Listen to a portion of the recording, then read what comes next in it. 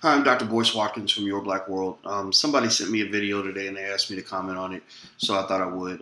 There's this video of Justin Bieber, the singer, who made a joke about basically why black people are afraid of chainsaws. And I'll tell you the joke. And basically the punchline is he said something like "run nigga nigga run nigga nigga," right? Which we know the joke is highly inappropriate. We know it's not cool to make jokes like that.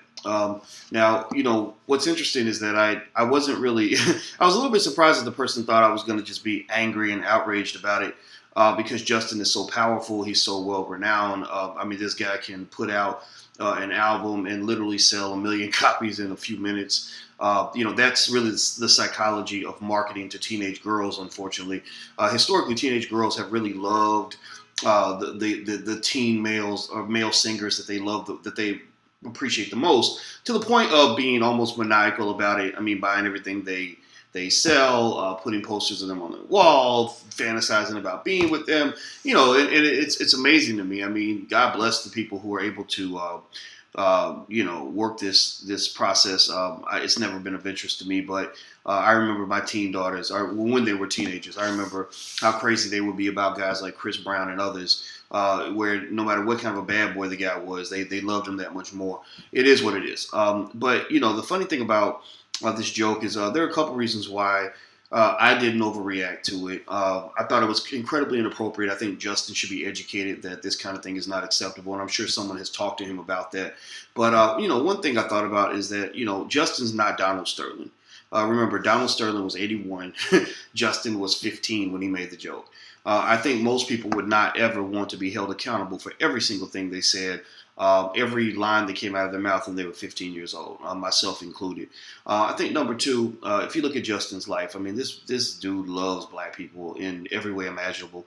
It doesn't mean he always appreciates everything, or the diversity of black culture. I mean, he kind of gravitates toward a specific segment, that kind of, very thuggish, kind of reckless sort of culture, and I'm not cool with that, because that's when you get into this whole thing where people ask you, well, why don't you act black? Because you don't act like the Negro on TV. And I think we know that that's silly and that's unacceptable, and we have to stop that when we see it and educate people on that when we see it. But I think Justin's his biggest mistake was probably that he was so comfortable with black people that he thought that this joke would be okay. I also think that, based on what I know about Justin's family and what I've seen, his family isn't exactly the most enlightened and politically correct group of people ever. His mother and father, I think, from what I understand, they struggle a little bit, and they're not exactly the kinds of people that are going to educate him on the sensitivities that exist in America. In fact, I see students when I was teaching at Syracuse all those years, I saw students that came in, from wealthy families, very educated families, who did some of the most racist things I've ever seen. I'm talking about hanging black men from trees, making jokes about black men wanting to rape white women. I mean, just craziness.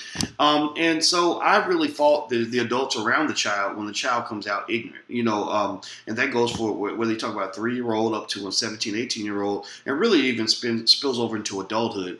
When you have not been taught well as a child, you're going to grow up into an ignorant adult. Now, be clear. I'm not saying that Justin should be excused for what he said. There is going to be some heartache there. There should be some stress there. There should be some pressure there to kind of say, dude, don't you ever do this again.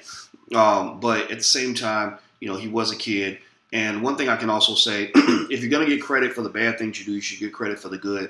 One thing I will say about Justin as well, from a private, personal standpoint, I never met this young man, don't know this guy, don't even like half the stuff that he does. When I see it on TMZ, I think he's making some mistakes that are going to cost him in the long run, similar to Chris Brown. But I can say this. Last year when Russell Simmons and I got together to fight against the mass incarceration epidemic, which has destroyed millions of black families across America, where there are so many black people who've been unfairly incarcerated, some even falsely, some given draconian sentences, 50, 60, 80, 100 years for tiny offenses, the types of offenses that you see white kids commit on college campuses every weekend. Justin Bieber stepped to the plate. Now I'll say this, Jay-Z did not step to the plate, but Will Smith, Jada Pinkett stepped to the plate, Jamie Foxx stepped to the plate, Chris Rock stepped to the plate, Justin Bieber stepped to the plate, and Justin tweeted our initiative out to his followers and instantly the hashtag for our initiative jumped to, I think, number 2 or number 3 in the world as far as the most cited hashtags ever. And so his power as a celebrity, really came to bear on helping us with this issue. Now, I don't know if Justin himself did this tweet or not, but I know somebody in his camp cared enough about the issue, or maybe they had enough respect for Russell. I don't know, because I know they don't know me, because I'm not in that. I'm not really in that space like that. I know there are a few rappers who know me and whatnot because I talk to rappers, but I'm not. Russell knows everybody. I know a lot of people, but not everybody. But the bottom line is that.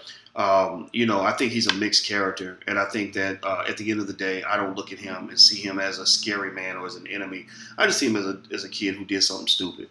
So that's the bottom line there, and that's all I want to say about it. I'd love to hear your comments. You're welcome to disagree with me. Let's just keep it intelligent. If you have something to say, just come with it. Come with it.